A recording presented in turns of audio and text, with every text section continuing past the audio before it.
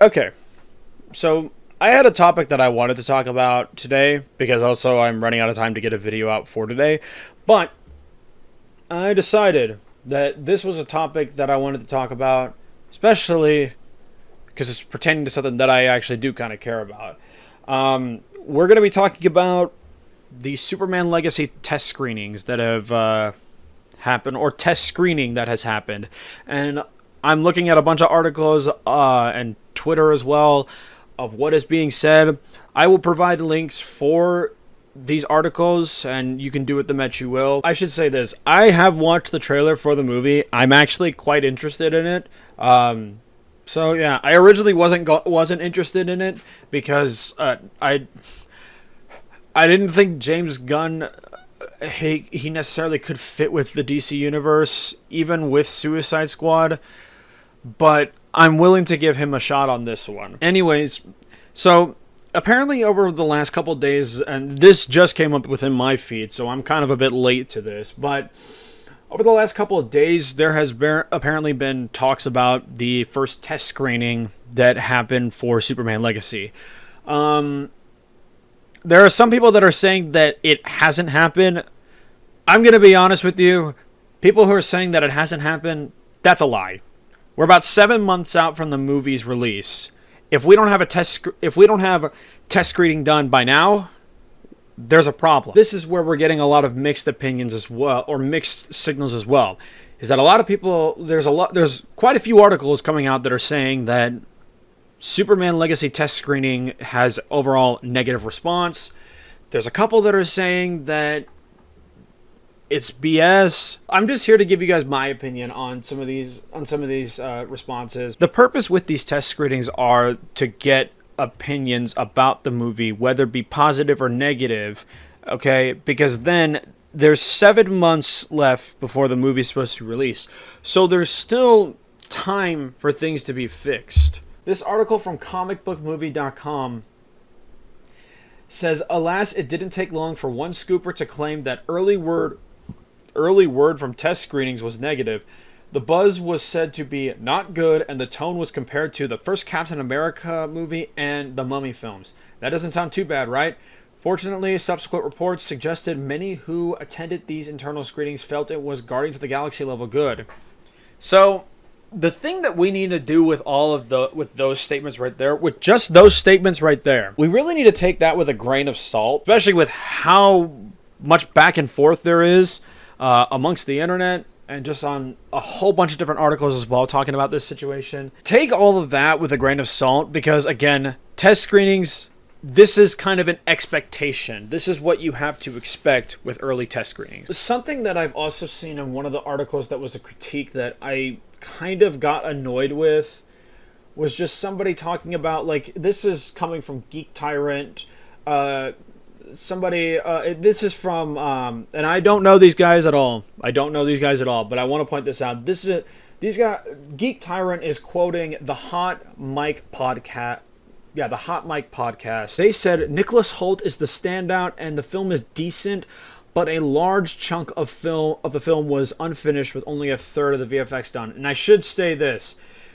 This is one of the hosts is providing additional context, offering a mixed assessment based on feedback from someone who has seen the film. The VFX thing, that's kind of BS. I'll have to say that I don't really understand that kind of critique because that is completely within the realm of normal for rough VFX in early test screening.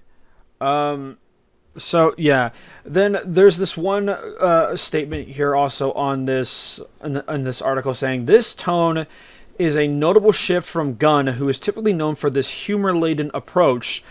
It was highlighted that while Superman Legacy has the least amount of humor of any Gunn film, there's still humor throughout. He added, most people will be satisfied with the movie, and it should be received well enough to continue Gunn's DCU. When making a film like Superman, when making a film that involves Superman, there needs to be a lightheartedness to it. You know what I mean? There needs to be some level of humor and some level of just, again, lightheartedness, but not to the level of an MCU film. MCU film, they cannot go 15 seconds without making a joke. None of their stuff. not even just films, none of their projects that they do now, they cannot go 15 seconds without cracking a joke in their film. And it's part of the reason why those films annoy me now. At least it's part of the reason why their newer projects now just frustrate me, because I can't. It's like I can't take anything that they're doing seriously, because they don't take it seriously themselves. Because some people are, again, was saying that it's Guardians of the Galaxy level good. That has me a little worried, because those movies have the most amount of humor out of any of the MCU films that I can recall. Mind you, I really haven't watched an MCU film since Spider-Man No Way Home. And even then, before that, was Black Widow. And then before that, I think, was Avengers Endgame. Guardians of the Galaxy has the most, comedic humor going every 5 seconds within that movie. But saying that it's a notable tone to where it has the least amount of humor, I am fine with that, as long as there's still, and again, says there still is humor. This article, Snyder goes on to point out that many successful films, including the blockbuster Barbie, endured early negative buzz following test screenings. The purpose of these screenings is to identify issues and course correct before the final product hits theaters. That's exactly what I'm saying.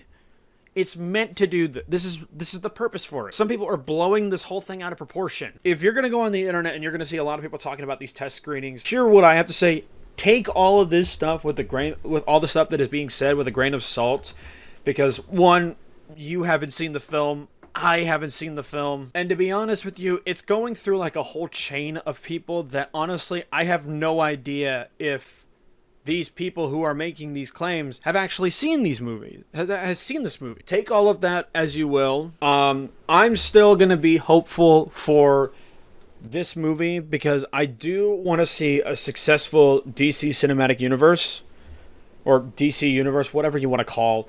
You get my point. I do want to see a very successful kind of DC Justice League universe from James Gunn. I do want to see something like that. DC has to make it right, because they failed with the DCEU. Now, part of that, I will admit, was a Zack Snyder thing, but where most of the issue came from specifically was from 2017's Joss Whedon's Justice League. My hope is that this film will be good and will be ready and enjoyable by the time it releases. I'm actually hoping that it's going to be good. So yeah, that's all I've got to say about this story. I mentioned in my first video that I had 2 video ideas that I wanted to do. One of them I wanted to... it wasn't even the one that I talked about in the beginning. One of them I wanted to do today, and then another one I wanted to release for Monday. Looking at it right now and thinking about it, I need time actually to prep for those, so I'm going to use the weekend to prep for them.